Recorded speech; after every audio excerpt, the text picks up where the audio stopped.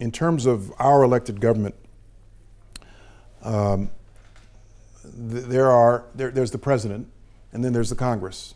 The Congress has, in my experience in foreign policy and national security, become more and more assertive when it comes to national security, foreign affairs in our government.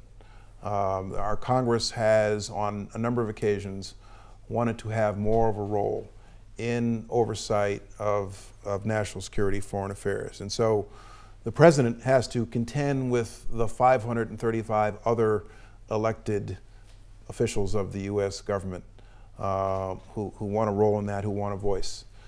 We're dealing with that right now with our National Defense Authorization Act, which is being debated in Congress.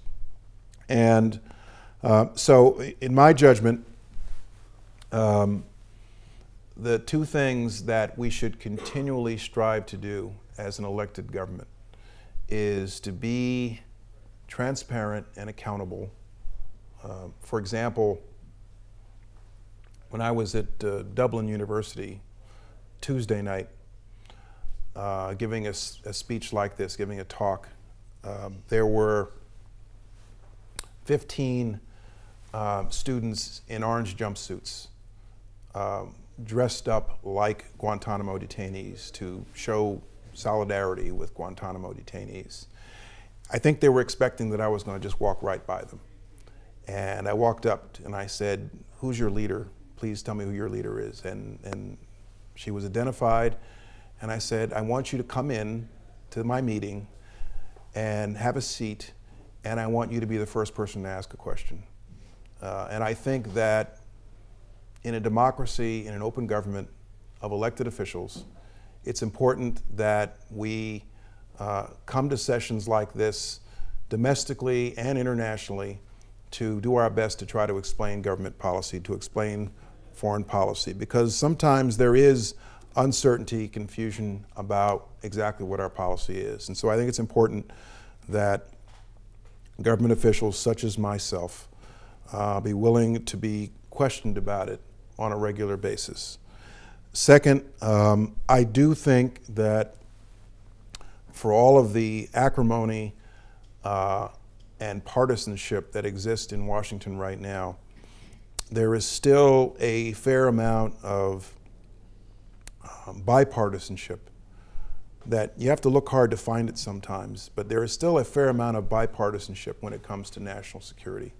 There is a lot that, though I am part of a Democratic administration, we can agree upon with our Republican friends on Capitol Hill when it comes to national security, when it comes to what our vital national interests are in terms of the need to deal with the terrorist threat against the United States and our allies, and around certain basic principles, needs for our military to do their job, how our military should be organized, trained, and equipped.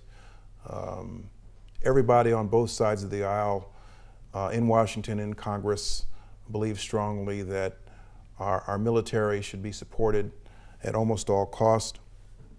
And so I think in an elected government, and I also think, by the way, it's important that those who are elected representatives in Congress ought to have a basic understanding of national security and foreign affairs, to understand the ABCs of how our military works.